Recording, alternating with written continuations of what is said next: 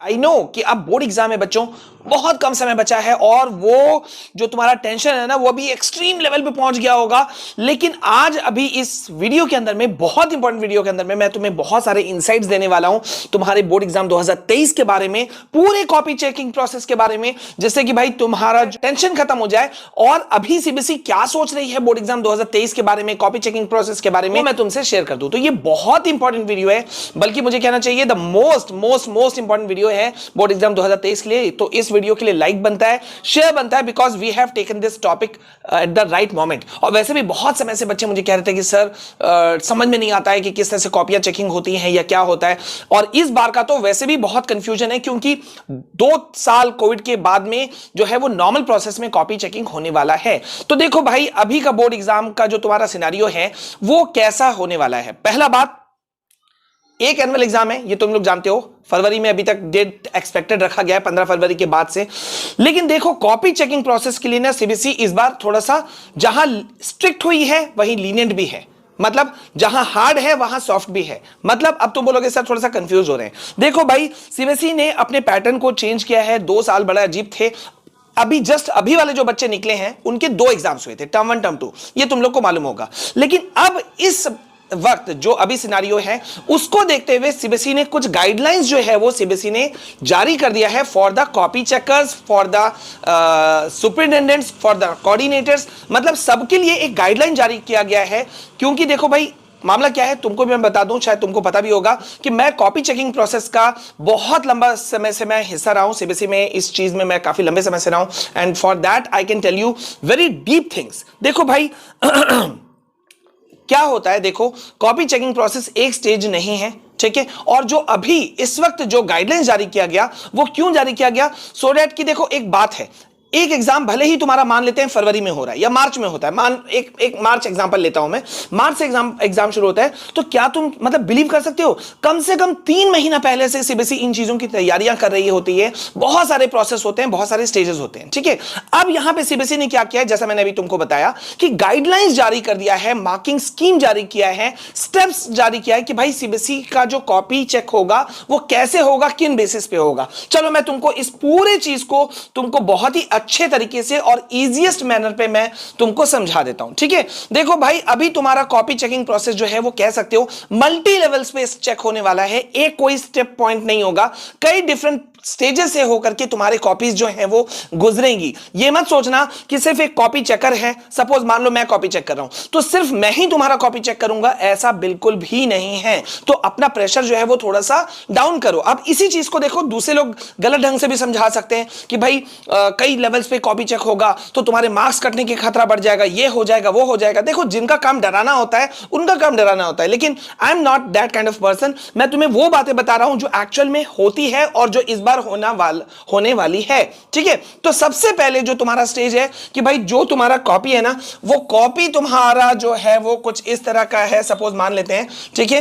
तो तुम्हारा copy checking जो सबसे फर्स्ट प्रोसेस होगा वो कॉपी चेकर के पास ही जाता है, ऑब्वियस सी बात है। अब कॉपी चेकिंग वहां पे मल्टी लेवल्स में होती है, ठीक है। मतलब देखो, मान के चलो कि जैसे कि कॉपी चेकिंग प्रोसेस तुम्हारा कॉपी चेकर के पास गया तो उनको क्या मालूम होता है, उनको कुछ भी नहीं मालूम होता है। उनको एक कोड है, उनके पास एक रोल नंबर है, they don't know anything about the student. मतलब उनको स्टूडेंट के बारे में कोई जानकारी नहीं है कि वो स्टूडेंट का नाम क्या है, वो किस स्कूल का कॉपी आया है, किस जो एरिया है ना, किस एरिया का कॉपी है, कुछ भी नहीं मालूम। सो दैट की fair conductivity of examination, fair copy checking हो, किसी के साथ में कोई पार्शियलिटी नहीं हो, इस चीज का ध्यान रखा जाता है, ठीक है। तो मतलब कॉपी चेकिंग जब आता है कॉपी चेकर के पास में, तो उनको एक सिर्फ कॉपी नहीं मिल जाता है, उनका एक गाइडलाइन, एक समय होता है। एक कॉपी चेकर, देखो ये जो फर्स्ट लेवल पे गया, एक कॉपी चेकर जो तुम्हारा जाएगा, जो कॉपी चेक करेंगे, उनको एक दिन में अराउंड तुम कह सकते हो कि 20 टू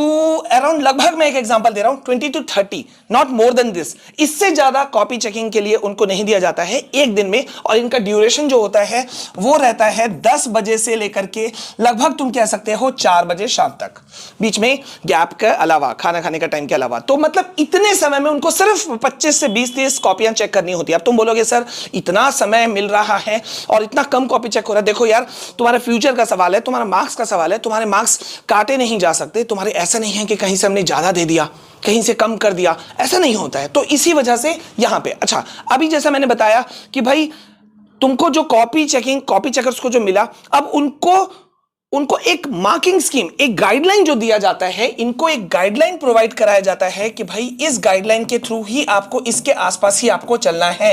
ये नहीं किसी टीचर को पर्टिकुलर आंसर पसंद आया तो उसने जैसा तैसा नंबर दे दिया। देखो अब जो मार्क्स तुम्हारे होते हैं, वो मार्क्स तुम्हारे होते कैसे हैं? देखो भाई, मार्क्स जो तुम्हारे होते हैं वो कई बेसिस पे तुमको दिए जाते हैं। ठीक है, मार्क्स गिवन किस बेसिस पे होता है? देखो मोटे तौर पे अगर मैं बताऊं तो उस पर कई सारी चीजें देखी जाती हैं। जैसे कि तुमने जो लिखा, जैसे तुम कोई एक आंसर लिख रहे हो, सबसे पहले वर्ड लिमिट को तुम कितना फॉलो अप कर रहे हो। अभी तो इस पे बहुत ज्यादा स्ट्रिक्टनेस है, मैं तुमको बता दूं, सीबीएसई ने कह दिया है कि वर्ड लिमिट अगर कहा गया है 30 से 40 तो मतलब तुमको 30 से 40 के अंदर में रहना है, उससे आगे नहीं जाना है। ठीक है, तो ये बहुत ज्यादा है। दूसरा, तुम जब आंसर लिख रहे हो तो स्टेप्स को फॉलो कर रहे हो कि नहीं, मतलब इसमें पहले से ही दिया हुआ है कि अगर वर्ड लिमिट को फुलफिल किया जा रहा है तो मान लेते हैं 1 नंबर है, स्टेप्स को फुलफिल किया जा रहा है तो मान लेते हैं 1 नंबर है। अगर इसमें वैल्यू पॉइंट्स इंक्लूडेड किए गए हैं तो इस पे मान लेते हैं जितने जितने स्टेप्स हो गए, मान लो 3 स्टेप किसी बच्चे ने लिखा तो उसे 2 मार्क्स दे दिया गया।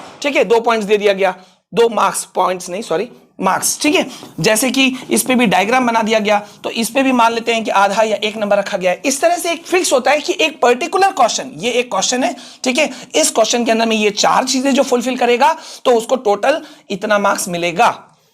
ठीक है, या इतना मार्क्स देना है। ये गाइडलाइन कौन देता है? सीबीएसई देता है। किसे देता है? कॉपी चेकर्स को देता है। और सिर्फ कॉपी चेकर्स नहीं है, उसके पीछे कोऑर्डिनेटर है, सेंटर सुपरिटेंडेंट्स है। ठीक है, और फाइनली जो इंचार्ज जो होता है वो सारा कुछ को देखता है कि यार इसने सही से किया कि नहीं किया। ठीक है, अब यहां ये चीजें हो गई तुमको मार्क्स मिलने का लेवल। अब यहां इसके बाद क्या हो रहा है? इसके बाद यहां पे हो रहा है कि जैसे टीचर ने अपना कॉपी चेक कर लिया एक पर्टिकुलर कॉपी को, ठीक है, उसमें उसने बहुत सारे पॉइंट्स को ध्यान दिया कि भाई ऐसा तो नहीं है। बहुत सारे बच्चे कहते हैं सर मैं ना 2-2 3-3 कॉपी एक्स्ट्रा लिख कर आया, ठीक है, एक्स्ट्रा शीट भी मैंने लिया था तो मेरे मार्क्स तो ज्यादा आने चाहिए। इस पे बच्चे कंफ्यूज होते हैं। देखो ज्यादा तुमने लिखा इसमें मार्क्स आ जाएगा, ऐसा नहीं है। और ये तुमको पहले ही बता दिया मैंने वर्ड लिमिट के चीज पर कि इस पे बहुत स्ट्रिक्ट रहना। इसलिए अभी जब तुम प्रैक्टिस कर रहे होगे ना अपने सैंपल पेपर से, प्रीवियस ईयर क्वेश्चन बैंक से, या जैसे भी यार तो इस चीज को बहुत ध्यान देना कि वर्ड लिमिट पे तुम्हारा नजर है। अब मतलब मान लो 40 वर्ड्स बोला है, 35 to 40, तो 40 आसपास रहो, 5-7 ऊपर नीचे चल जाता है। ठीक है, उसके लिए कोई स्ट्रिक्टनेस नहीं है। यहां पर सेकंड लेवल अब कहां आ जाता है? ये फर्स्ट लेवल था copy checking process. Second level तुम्हारा आ जाता है जहां पे जो कोऑर्डिनेटर होते हैं, कोऑर्डिनेटर्स जो होते हैं, ठीक है, इनके पास में आता है कॉपी और ये लोग देखते हैं कि भाई जो टीचर ने, कॉपी चेकर ने कॉपी चेक किया वो कैसा रहा। ठीक है, यहां पे ये चेक करते हैं। एंड देन तीसरे लेवल पर आता है भाई वो जिन्होंने, मतलब जो हेड ऑफ द सेंटर होते हैं ना, सेंटर सुपरिटेंडेंट कहते हैं, जो हेड ऑफ इंचार्ज है या सेंटर सुपरिटेंडेंट, वो देखते हैं कि भाई कॉपी सही ढंग से चेकिंग हुआ कि नहीं हुआ। वैसे मैं तुमको बताऊं इस बार बड़ा घमासान हुआ था, मैंने भी उस पर वीडियो बताया था कि कई सारे सेंटर्स पे, मतलब अभी वाला जो रिजल्ट निकला ना उस पर बहुत सारे बच्चों ने चैलेंज किया और चैलेंज के बाद मार्क्स इतनी बुरी तरह से बढ़ गए कि बहुत बदनामी हुई सीबीएसई की। तो सीबीएसई इस बार प्रिकॉशन रख रहा है कि किसी भी हालत में बच्चे का 1 नंबर ना जाए। और वैसे भी सीबीएसई इंस्ट्रक्शन दे रही है कि कॉपी रीचेकिंग प्रोसेस के लिए कोई बच्चा ना पहुंचे। तो मार्क्स 1-2 नंबर ज्यादा मिल जाए चलेगा, लेकिन कटना नहीं चाहिए, डिडक्ट नहीं होना चाहिए। ये सीबीएसई की पूरी कोशिश रहेगी इस बार के लिए। ठीक है, तो ये 3 लेवल हो गया जहां पे सेंटर सुपरिटेंडेंट जो मैंने कहा इनके पास जाता है। और at the end 4th level पे तुम्हारे जो है वो मार्क्स ऐड ऑन होते हैं। टोटल मार्क्स तुम्हारे जोड़े जाते हैं कि भाई सारे मार्क्स सही से जुड़े कि नहीं जुड़े कॉपी। और जब ऐड हो रहा होता है ना उस वक्त फिर एक बार नजर डाला जाता है। वैसे मैं तुमको और एक बात बता दूं कि यहां पे देखो, मैं तुमको एक और एग्जांपल दिखा रहा हूं। यहां पे फाइनली जो तुम्हारा कॉपी चेकिंग होता है, ये देखो, ये जब तुम्हारा कॉपी होता है ना तो फर्स्ट पेज में ही तुम देखोगे क्वेश्चन नंबर 1 2 3 ऐसे करके लिखा रहता है। हाँ, इस पे तुम्हारा मार्क्स जो अंदर में कॉपी चेक हुआ इस पे तुम्हारा मार्क्स यहां एंटर किया जाता है और लास्ट में यहां पे होता है टोटल। ठीक है,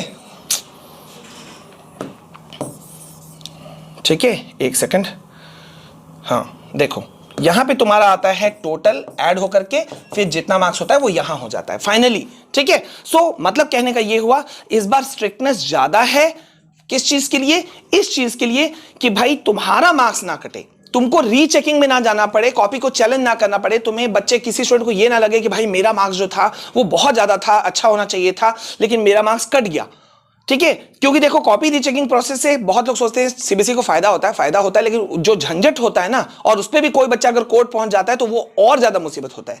ठीक है, so this is what I would like to say कि भाई तुम्हें टेंशन बिल्कुल भी नहीं लेना है, तो टेंशन बिल्कुल मत लो, कॉपी अच्छी चेक होंगी, तुम्हारे जो एग्जाम्स हैं वो भी बहुत शानदार जाएंगे। And that's why I am telling you कि भाई अगर पहली बार हमारे चैनल में आए हो तो चैनल को सब्सक्राइब करके रखो, क्योंकि ये है हमारा चैनल विशाल कुमार जायसवाल, जहां पर मैं तुमको ऐसे ही जो इंपॉर्टेंट इंफॉर्मेशन है वो दे रहा हूं। साथ ही साथ में ब्रह्मास्त्र और गरुड़ा बैच शुरू हो चुका है फॉर क्लास 10, 11, 12 स्टूडेंट्स, तो इसे ज्वाइन कर सकते हो, बिल्कुल एब्सोल्युटली फ्री है। ठीक है, और ये है हमारा channel study with Vishal sir, यहां भी हम क्लास 10, 11, 12 से जुड़े हुए सारे notes, strategies, motivational videos, everything we are providing. So study with Vishal sir ये चैनल और विशाल कुमार जायसवाल ये चैनल सब्सक्राइब करके रखना। मिलते हैं नेक्स्ट वीडियो में।